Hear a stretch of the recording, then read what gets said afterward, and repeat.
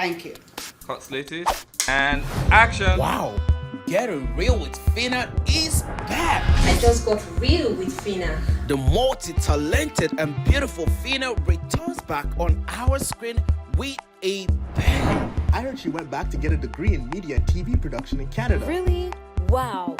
That means these new episodes will be lit. What I love about her and the show is the uniqueness and the ability to run her show different, from the set to her presentation. I can't wait to be a part of her live audience. For me, I'd love to be a guest on the show. Let's go subscribe to her YouTube and all social media platforms right now. And this is your show, Getting Real with Phina, where we talk the real talk. Follow us on every social media handles. Thank you.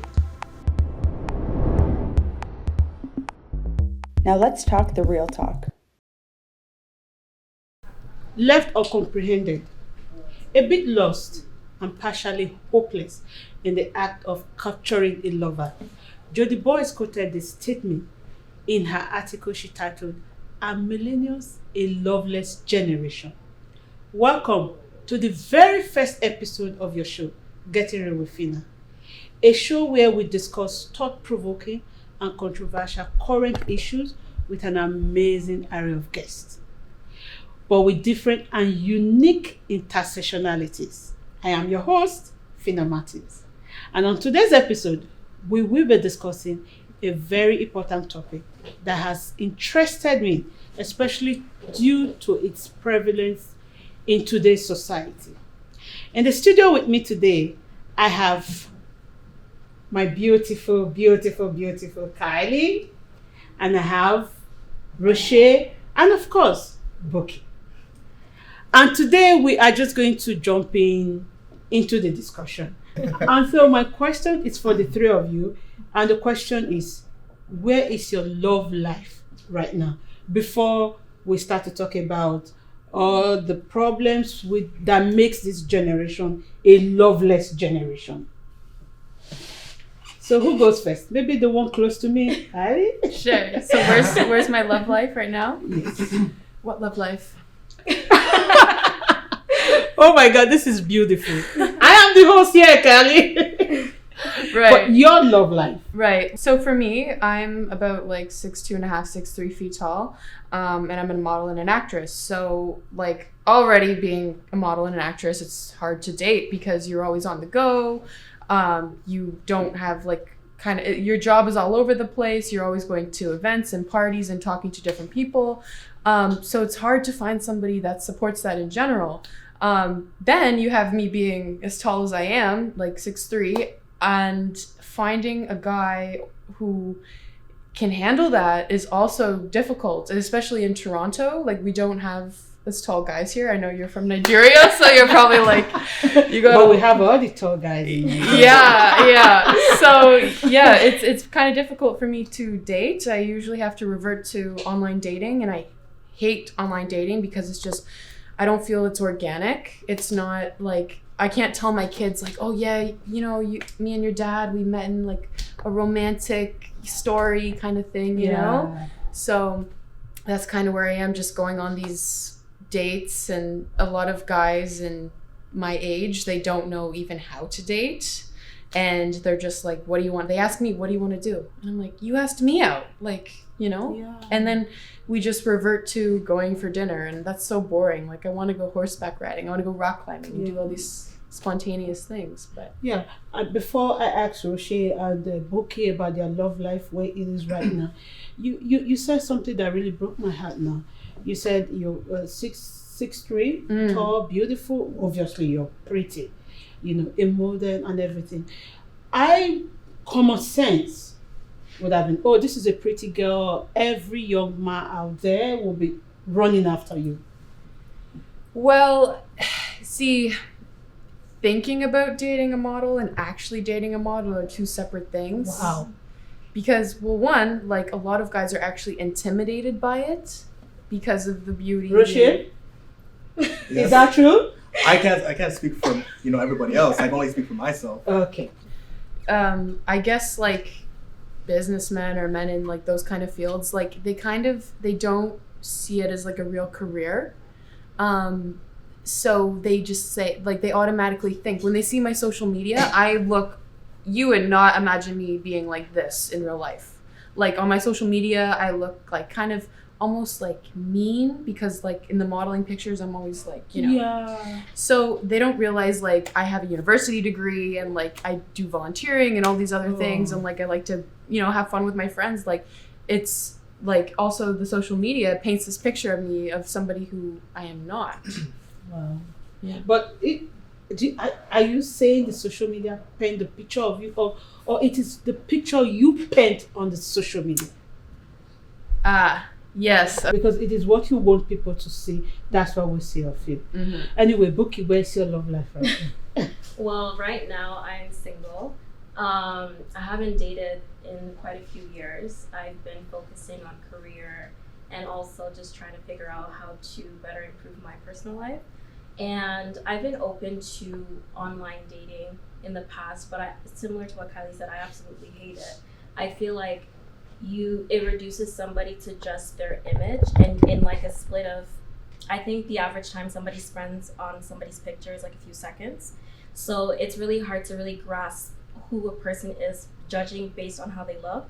And some people just don't take great pictures. So if you're judging somebody Especially on that, men. so if you're judging somebody on that, it kind of limits your chances. True. So that's why I stopped online dating. And I've just been focusing on doing activities that I genuinely enjoy and seeing who I meet along the way and meeting people organically, sort of like how maybe our parents and grandparents did in the past. I feel like there's something so magical and special about that. And, you know, with the whole social media era we're in, you know, apps like Tinder, Bumble, Hinge, all There's those so dating apps, many. there's so many, it's overwhelming. And when you have so many options, now it's like people don't know what to choose. Yeah. It's overstimulation. Yeah. Yeah. From what you guys are saying, you go out a lot, obviously, because you go for your gigs, your modeling jobs. So you should meet a lot of people. I mean, are there no boys there out there? Well, I like men, not boys. And also you have to keep in mind like what people's intentions are. Some people aren't always clear on that. And if you're somebody who like me, like I know what I want, I know what I'm looking for in a relationship, and I know what my standards are. And if I meet somebody that is, I know it's not going to work, why bother pursuing it? And there's a lot of people out here playing games. True. And they say one thing, but they do something else. They're a little bit two-faced. So you, especially as a woman, you just have to be careful. Yeah. So I think that's why I'm still been single. Okay, Rachel. Yeah, so in regards to my single life, and you know, I said it before, you know, just to answer it, but I am single. I'm a single male. Why is everybody yeah. single? What's going on? Yeah, so like, I mean, like, you know, in regards to, you know, me being single and everything, I feel like for me personally, like, it's been a personal choice, but it's only because of the fact that I haven't really met somebody that I really see myself with long term as of yet. However, I have had situations where, you know, I could have saw myself with somebody, but then it didn't end up happening that way, right? So for me, it's just like, I want to be able to settle down in a way where I know this is gonna, you know, last long, as opposed to it being a liability for me personally. 'Cause I feel like some people, like whoever you meet, like if, you know, if your intention is to be, you know, long term with somebody, right? You want it to be a long term investment. You don't want it to be like a long term liability. You understand what I'm trying to say? So for me, I try to be my due diligence, right? By just having to just kind of like, you know, go through a process with everybody I meet, right? True. And you know, like Bookie and you know, Kylie here. Sorry about that. Kylie. You know, I'm not going with names. I'll go with spaces. So.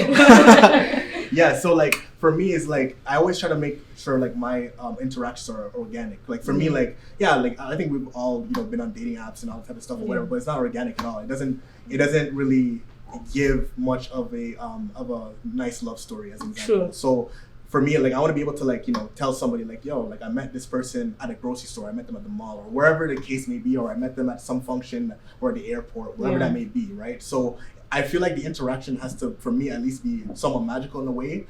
And I'm not saying that you can't, you know, per se meet somebody magical online. I'm just saying that when it comes down to social media, it kind of dumbs down the approach or how you approach certain situations, certain initial, you know, situations with people that you want to, you know, be in a relationship with or see a potential future with, right? So for me, like I always like take my time for the most part, because it's like, I mean, I know at some point in time I definitely want to, you know, settle down and do what I gotta do, like have kids and all that type of stuff. But like I said before, I'm just doing my due diligence and just kind of scoping the air. That's pretty much it, right? So yeah. Wow. I know meeting people online is what's in vogue right now. A lot of us in the older generation have beautiful stories to tell our children. I remember I used to tell my kids how their father met me. He was supposed to be a priest, but I changed his mind. These are very beautiful stories to tell. How he used to bring rosary for me to pray, and the next thing he became my husband. But it seemed like online dating is so accepted today. People are feeling so comfortable with it, not thinking about the dangers in it. Can we talk about the dangers? You're interacting with somebody you don't know.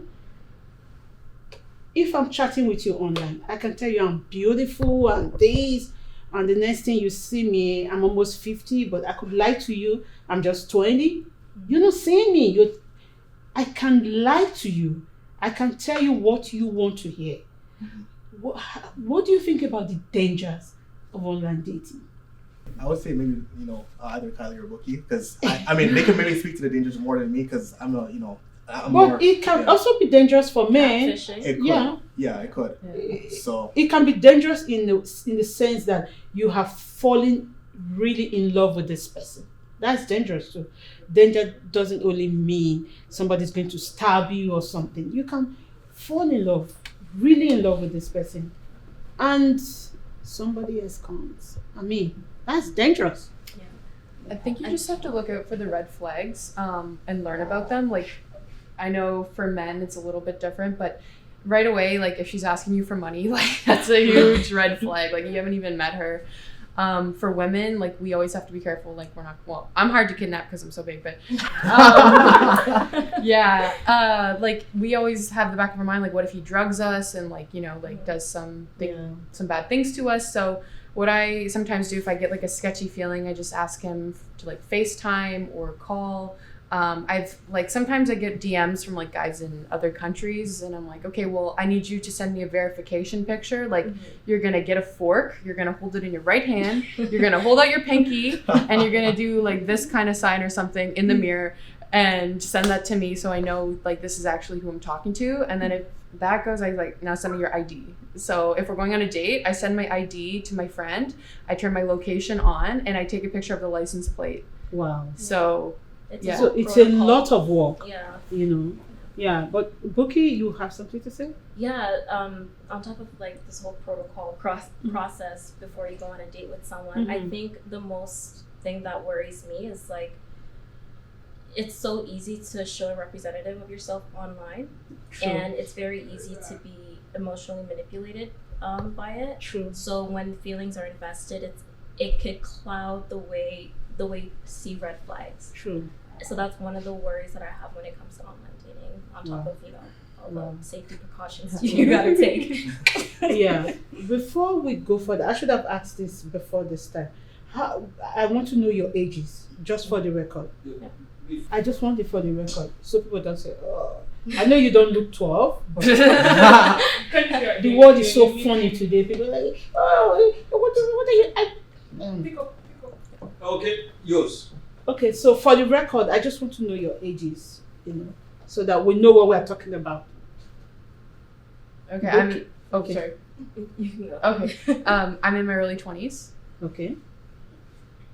I'm 24. Oh, beautiful. I'm 23. Okay. Why is it that ladies we don't want to go say the real age? I'm in my 20s, I'm in my 30s, I'm in my 10s, I'm in my 50s. No, it's because of acting. Like, I don't want people to know my age because then if I apply for a role, then it's like, oh, she's this age. Like, I want to be able to play a certain age. Road. Yeah. Beautiful. Yeah. Anyway, online dating has different faces. It could be dangerous and it could be, beautiful. What works for me may not work for another person. We'll have different luck, but you all have to be careful out there. Do not go away. This is your show, Getting Real with Phina, and we're going on a break. We will be right back.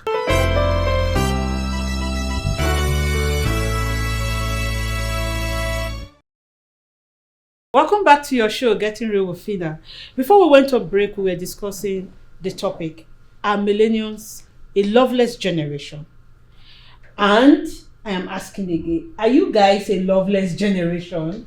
Before we move forward, do you agree with me that you guys are a loveless generation or not?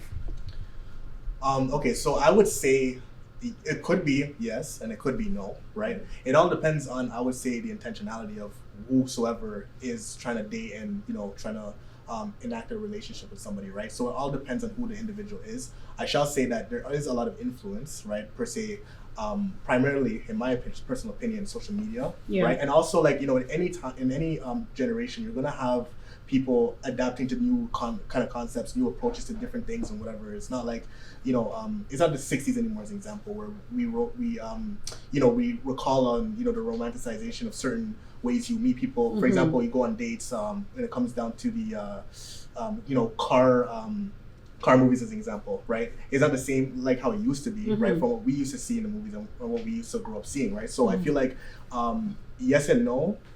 And it's also because of the fact that, given social media, as I mentioned before, unfortunately, I feel like it's desensitized people to really approach dating in ways that may not be healthy in some respects. So there's a lot of comparisons to, like, for example, they see a picture of somebody online. Some people might say, I want to be just like that person. They might want to mold themselves into somebody that they're not, and they can't be their true selves, right? That's one factor that could be added to the Loveless Generation, if we're talking about Loveless Generation, right? So also, when I think about it,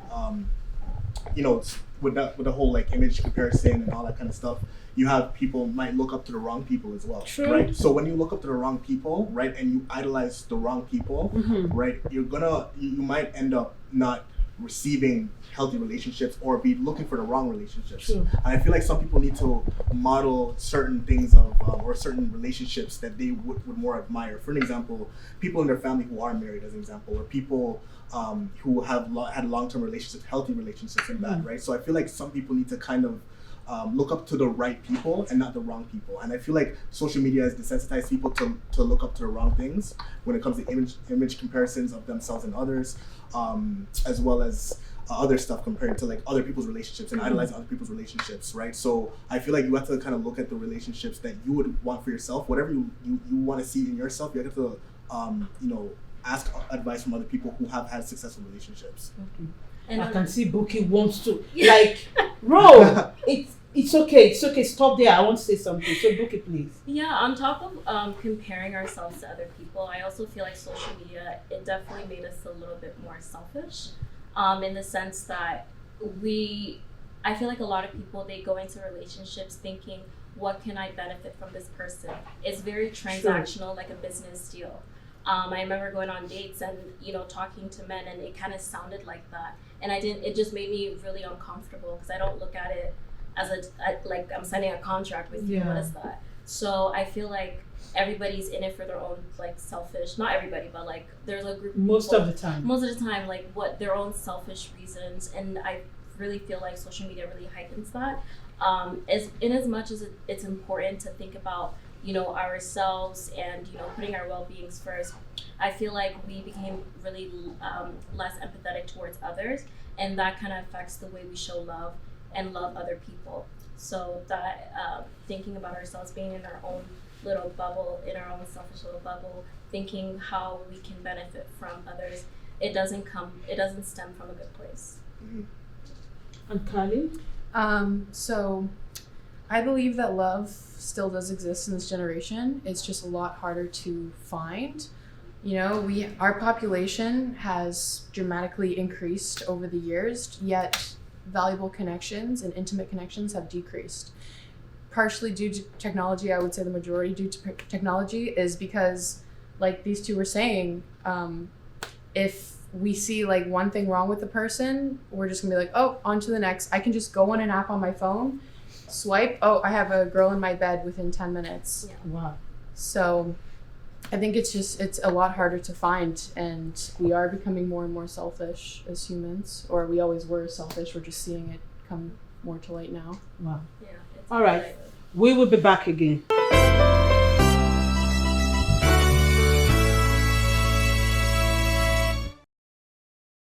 Welcome back to your show, Getting Real with Phina. We are still talking about are millennials a loveless generation? Here, we get real and talk the real talk. Speaking of talking the real talk, I want to know from the three of you, in the nearest future, how would you want to raise a family personally? I would love to raise a family. That's one of my dreams. But the way the Canadian economy is looking, it's looking harder and harder to be able to afford a family. And, since the beginning of mankind's time, like, women would go with men because they were providers. And I think, like, because the gender norms are changing, culture is changing, women are starting to make the same amount as men. We're in, like, power positions. We don't need men like we used to need them, right? So we're being independent, we're taking care of ourselves, and I think that's kind of like also threatening the dating, because we used to rely on them where we don't anymore. So it's like she was saying earlier, it's like a transaction, like, what can you give me? It's like now women, we're like looking for that genuine love because we can support ourselves, we can pay for ourselves now.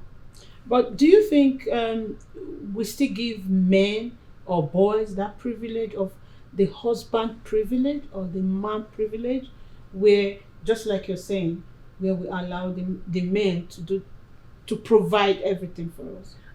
Me personally, I'm a little old-fashioned. So, like, I grew up, my mom was a stay-home mom and my dad was in the army, so she kind of took care of the kids and cleaned and everything when he went to work. And I would love to, like, raise my family, not have a nanny. So I would like my husband to be well off enough that we don't have to stress about money and we can have as many kids as we want.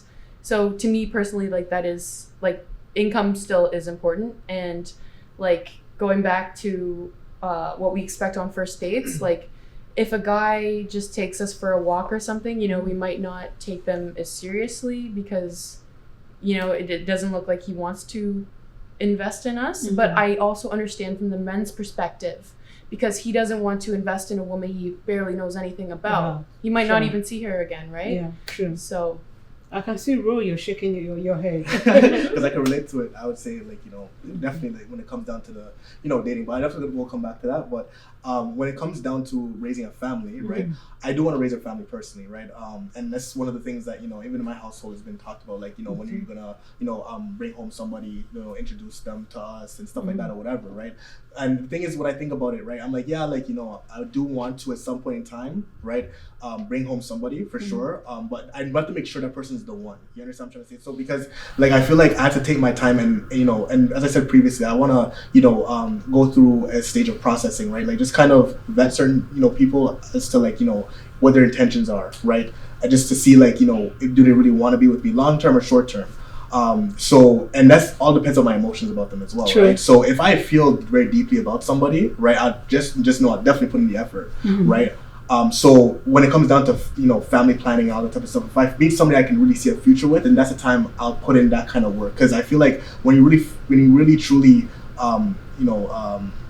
feel very strongly about somebody, the actions will show.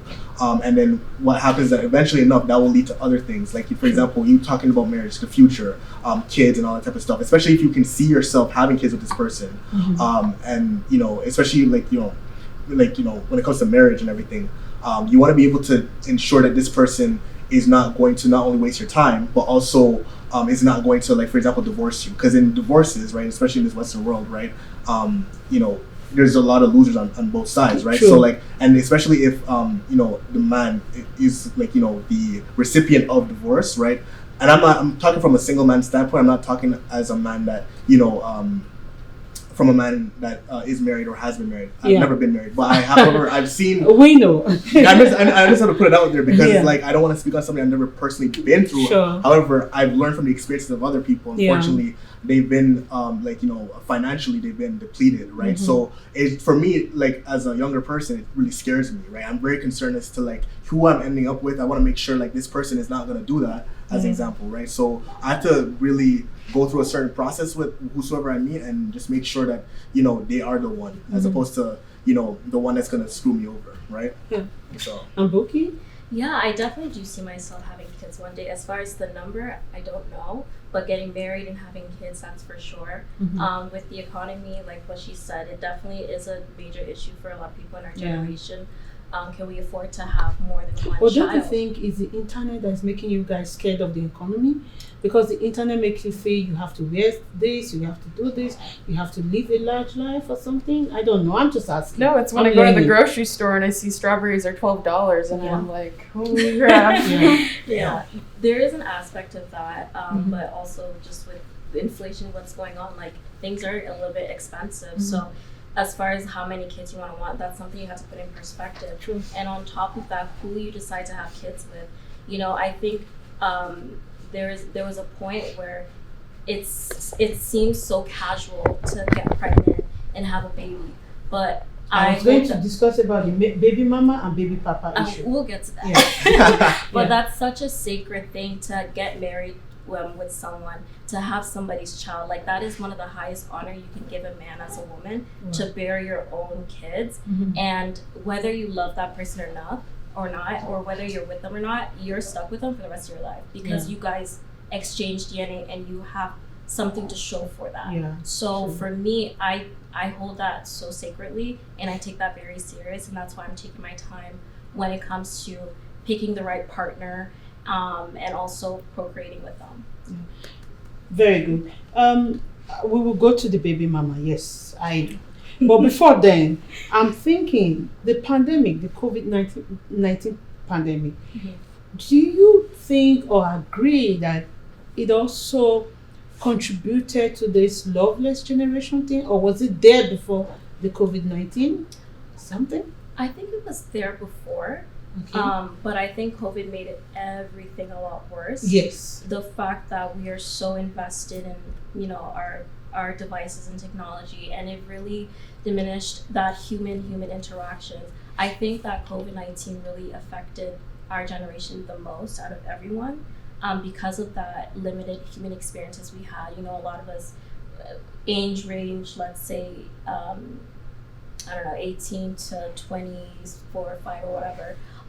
When COVID happened, those are years where you're really experiencing social interactions, where you're experimenting a lot, where you're trying new things. So those 2 years when everything was closed, it was like everybody was in their own little shell. And even when things opened up, it was so hard to socialize. Like I was kind of rusty at it, I'm not gonna lie. Like the first date I went on, when everything opened back up, it was like, what am I doing here? So yeah, and Kelly? So I believe that COVID has made things a lot worse. You know, we don't even meet people face to face for meetings anymore. We're not traveling anymore. We're just, you know, on the Zoom or the calls, whatever. And although like technology is making our life easier, it's taking away our life and the human experience. We're not experiencing things like my brother, he didn't have his prom. I didn't have my graduation. I know a lot of people, like they missed out on weddings, baby showers, what have you.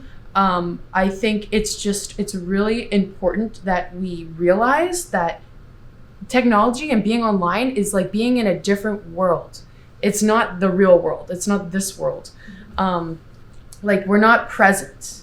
True. We're just always on our phones, always on our laptops, and we're not connecting. You know, it's so bad. You have a date with somebody and we are complaining that we don't have physical dates with people. And now you are opportunity to have a physical date with somebody and you're on your phone. And the other person is on his or her phone. I mean, what's wrong with this generation? What's going on? Well, I think that's a red flag. Like for me, unless he like gets a phone call or something, his phone should not even be on the table because it's respect. Like you're here, I'm giving you my time, you're giving me your time. If I check a message or something on my phone, I don't know what that message says. It could totally put me in a different headspace. I need to be present and focus on what's happening in front of me. Wow. Everything has changed. And talking about changes, there used to be a time in our world, or in this world, this same world we're living in, where abstinence, sex before marriage, was a big deal, was the in thing. This generation, what do we say about that? I don't know. I feel like it's because of the generation, you know, changing constantly. Because of the internet, because of the social many media things. I feel like naturally people have urges. Me personally, I definitely understand that people have urges. So I feel like because they have urges and there's a platform, and platform being in this society that it's okay and normalized to just do have a hookup as an example with somebody that they may not know or necessarily know, especially if they don't want to necessarily be anything serious or long term with them. There's a platform in the society that it's okay, right? And I mean, me personally, I don't really per se have an issue with it too much, because I mean, I'm not people necessarily going out and doing all that stuff. But the thing is that I would say on that topic is that we're in a society that has normalized it, and we emphasize on being safe and everything else. So it is okay, right? At least in this society, to just have sex before marriage, right? However, I will say as well as that in some foreign countries, as an example, right, sex before marriage is definitely sacred, and it's held. It's something that's held as very valuable, right? So a lot of people. However, in this society, it's a little bit different. So I just feel like it's all about the culture we're living in, right? Especially in the West, where some values may be diminished in a way. So even if you maybe come to this country as an example, and then you have these certain values, some of them, I mean, and I can't speak for everybody, but there could be some things you might modify, right? There might be some things you might say, okay, cool, I kind of may let loose a little bit, right? So I just feel like it's a complex issue. That's not the one issue, but I feel like it's very complex in terms of, but I see very few people, for example, wanting to get married first, then have sex. I don't see it. It's very rare. Yeah. It's very rare. Yeah. It's so rare to find somebody who is waiting for marriage these days. Yeah, before having sex. Yeah. Wow. But I feel like there's a lot of pressure from society. Yeah. It's a good thing we're learning about sex in school, but even at an early age, we're learning about sex, and it's a good thing. But personally, I like to wait until I get to know the person, because I find sex is better once you have a real connection and you trust this person. They're not just gonna smash and dash. But because of the way society's kind of changed, we have all these platforms now where we see naked women all the time, and naked guys too. But I think it's kind of normalized, being half naked, and we know sex sells. I know for all the social media, back in the day, you post a bikini picture and you get way more followers, that kind of thing.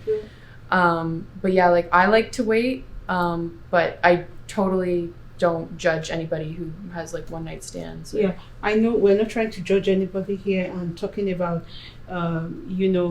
platforms and all of that. Would you agree with me? Would you agree that back in the days where sex wasn't talked about, I remember those days when we watched TV once in a while and we see maybe kissing scene, not even sex, because you won't even see sex scene. Which actor or actress will agree to do that? It was rare. When you see couple kissing, we do that. Sex wasn't taught in school, especially with our parents. It was a no-go area. Do you think that also helped in that generation than this generation that sex is just everywhere? Everybody's talking about it. So because everybody's talking about it, everybody's doing it. I feel like it is in a sense a good thing that sex is something that people are much more in a way expressive. But I would say having and there's obviously limits to it, I would say. But I feel like it's a good thing. However, because some people they may closet themselves in terms of not wanting to be so they don't necessarily want to just come out and say, listen, this is how I'm feeling, this is my urges, these are my needs and stuff like that or whatever, right? Because obviously historically those things have been shamed, right? So I feel like especially in the rise of mental health and all this type of stuff or whatever, it could add another layer if it was constantly or continuously to be a thing of, oh, we're gonna shame these people because they're choosing to want to have sex with whosoever. I mean, I would just say that on that topic in regards to sex and hooking up in the hookup culture or whatever. I feel like some people, if you that's another topic. Hookup culture. Yes. So I just feel like if you want to do it or whatever, be safe about it. Just know that just know there's certain risks to it. And then I feel like everybody's different. So if they choose to do whatever they want to do, everybody's grown. If they choose they want to do it, then so be it. Just make sure you be safe and just make sure that, you know, if you don't want to be this person, especially make sure you take precautions to not, like, for example, like have a child, bring a child into this world, and then, you know, then you're gonna have like another problem. Like how it was done in those days. In those days, sex was just for, you know, for having children. You know, you just don't have sex with somebody that you are not having children with. But things are different today. Kylie? I feel like women who are a little bit more old-fashioned and traditional, like we feel, I don't want to speak for her, but for me, we feel more pressured to have sex because we know that the man is investing in us and he's going to get bored and he's going to be like, oh, she's not going to have sex with me, I'm going to move on to the next. Wow. So it's like, it's kind of like playing a game, like maybe I don't feel ready, but like you know, he's kind of getting frustrated because he's like investing all this time and money into me and he's not kind of getting like the sex that he has, like he's a man, like they have their needs. So as you were talking, something just came into my mind. You know, you talk about pressure. I really want us to talk about pressure. Pressure, especially for the girl child, especially for me as an African woman. We pressure our daughters to get married. When you get to a certain age, it's like, oh, the clock is ticking. What's going on? I need grandchildren, you know. Does this really affect this generation? I don't think so as much though. I would say for me, like growing up, especially like me being Nigerian as well and growing up with very you know, West African parents, education was so pushed for the vast majority of my life. And then right when I finished and I graduated from uni, it was immediately going into, okay, now we gotta start finding you a husband. Like, so they went from 0 to 100. So in that sense, it's kind of like, it was kind of awkward having those conversations because we don't talk like that before. We didn't have that rapport. So while all of a sudden are you curious about my dating life? And I think they didn't realize that, like, especially like in our generation, like a lot of dating experiences happens at a younger age than maybe in their time. Like my mom probably didn't start dating until she was like in her later 20s. Do you know what I mean? So there's definitely been a lot of changes, I would say, with different generations. Roy, that you wanted to say something? So I would say on, you know, just to add to Buki's point, so I would say that when it comes down to, like, you know, especially like when you're involving families and, you know, they're very, you know, might be very invested in your dating life. I feel like they may not understand totally exactly what is currently going on, right? That dating is not like how it used to be. Right. So, and going back to the topic of social media, like I feel like even I can only say from my own personal experiences, like I feel like when I, as an example, approach women, right?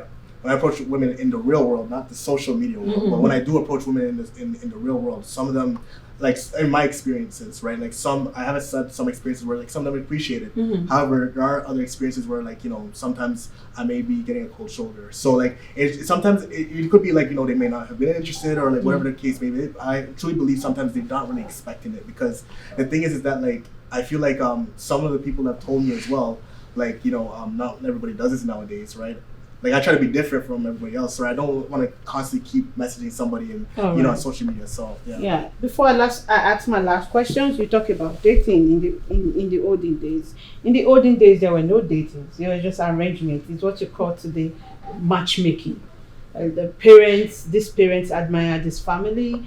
They tell you, oh, I want this child to marry this child. Sometimes the couple know each other from very young, but they don't date, but they know in their hearts that they are going to get married because the parents had agreed, and they grew up to love each other, and there were no divorce, there was nothing. But today people find their partners by themselves and there are divorces everywhere. So I don't know which generation we should go with. But my last question today is, your generation, you are millennials. Are you a loveless generation? It sums up to, from the beginning of this talk show, of this episode, is what's your thought? Is this a loveless generation? Is it a yes or a no? Why your yes or why your no? So I can't say in between. I don't know, like, you know, I'm just like, I give an in between answer. I think Kali will disagree with you. I say no, love exists, love is out there. It's just, like I said before, it's harder to find because the human experience is just depreciating because of technology. Yeah. And Buki, your last words? I don't think it's 100% loveless, but I do, like she said, it is getting tougher. And I do think that there's a lot of broken people out here that's experienced a lot of trauma from childhood, various situations in their adult life that really affects the way they receive love and also show love. And there's a lot of people that don't even love themselves. So if you don't love yourself, it's kind of hard to love other people. True. So I think it should just start with healing past wounds and also being able to feel yourself before you can offer that love to somebody else. Wow, thank you so much. Thank you. That's so deep and so true. Some people are broken, and these same people come outside and break other people. So the whole society end up being broken. Oh man. Yeah. At the beginning, we asked, "Is this generation loveless?" Even though they are not certain if it's yes or no, my guests today are very tricky. They are just putting me in between. Is a yes and is a no. Like I will promise you, guys, this is not going to be the end. We are going to discuss this issue again because it's a yes or a no. I want to get a final answer. So don't give up on me. Hold on. We're still going to have another episode of the Loveless Generation. Is it true or is it no? Don't touch that die. But this time you can touch that die. This is your show, Getting Real with Phina.